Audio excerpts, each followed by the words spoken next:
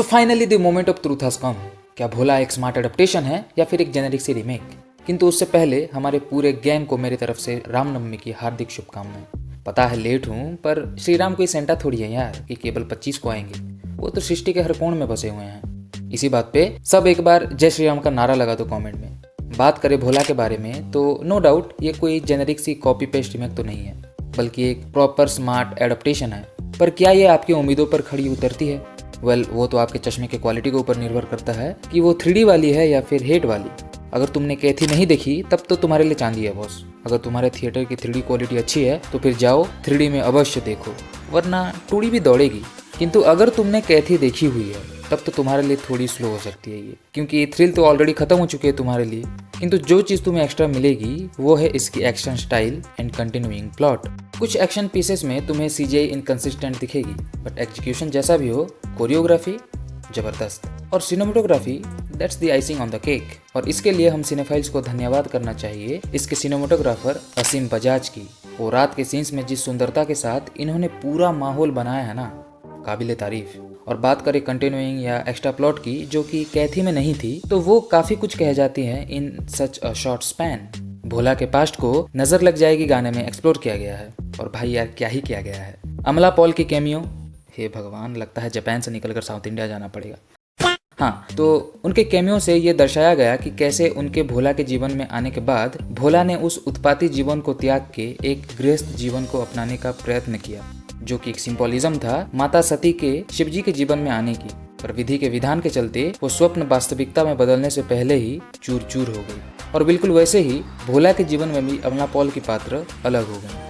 और ऐसे कई सारे सिंबोलिज्म हमें देखने मिल जाएंगी, जैसे कि वो शिवजी के मंदिर में होने वाली फाइट सीक्वेंस। पर मैं ये देखना चाहूंगा कि तुम लोग कितनों को कमेंट्स में मेंशन कर पाते हो। That's your task by the way. Performance तो सबकी एक से बढ़कर एक है, मानो जैसे कि किलो के भाव में कैरेक्टर्स को लिखा गया है, जो कि एक दूसरे से काफी अलग हैं। जहाँ कैथी में कार्तिक के कैरेक्टर दिल्ली में एक रॉनेस, एक बेयर मिनिमम इनोसेंस थी, यहाँ अजय देवगन के कैरेक्टर भोला में एक भौकाली है। पर एक चीज जो उन दोनों में समांतर है, वो है उनके बेटियों के प्रति उनका प्रेम, उनका उदारता, उनका वो इनसिक्योरनेस, उनका वो गिल्ट एज ए फादर। जब भोला अपने बेटी ज्योति के सामने आता है, हम उसके उस सॉफ्ट साइड को देख पाते हैं कि वो उसे देखना तो चाहता है पर उससे सामना नहीं कर सकता। और थिएटर में ये एक्सपीरियंस रवि बसरूर की म्यूजिक के साथ काफी उभर के आती है।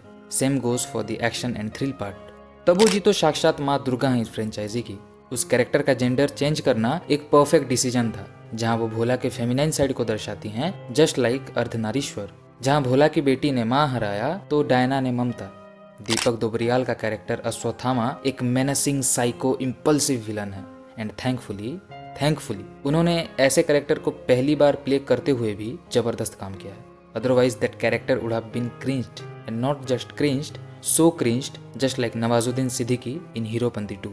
Vineet Kumar as Nithari was just scary, pure evil. But the underdog is Gajraj Rao.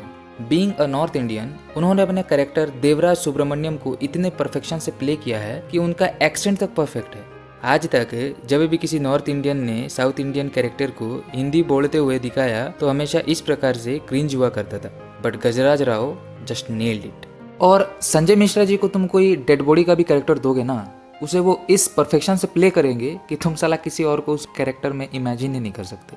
Markand Deshpande का मिस्टीरियस कैरेक्टर और बच्चन साहब का cameo, they were the cherry on the top, and hence I believe this was the best cast possible to be on boarded for this project. अगर problem के बारे में बात करें तो VFX एंड CGI इनकंसिस्टेंसी तो रहेगी ही, पर मैं ये भी बता दूं कि इसकी बजट है 80 करोड़ और मार्केटिंग में 20 करोड़। फिर भी उस चीते की CGI काफी अच्छी थी मेरे भाई।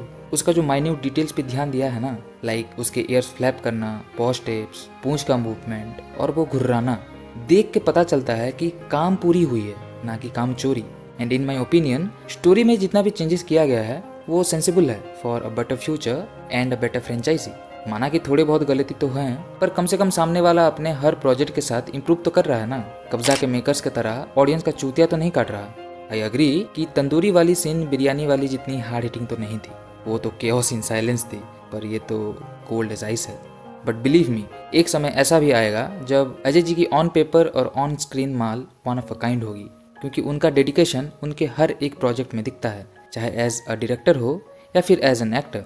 इसीलिए हम फैंस का, हम सिनेफाइल्स का एक कर्तव्य है कि हम फीडबैक्स देते रहें और सपोर्ट करते रहें। मैं खुद, अरे मेरी छोड़ो यार, खुद लोकेश कनकराज भी जानना चाहेंगे कि अजय सर इस पूरे कहानी को किस दिशा में लेके जाने वाले हैं। हिंदी फिल्में जानी जाती हैं उनके हीरोज और डायलॉग्स के लिए, और उसी परंपरा को आगे बढ़ाते हुए भोला में एक से बढ़कर एक डायलॉग्स हैं जिसके झलक तुम ऑलरेडी टीजर 1, टीजर 2 और ट्रेलर में देख चुके हो।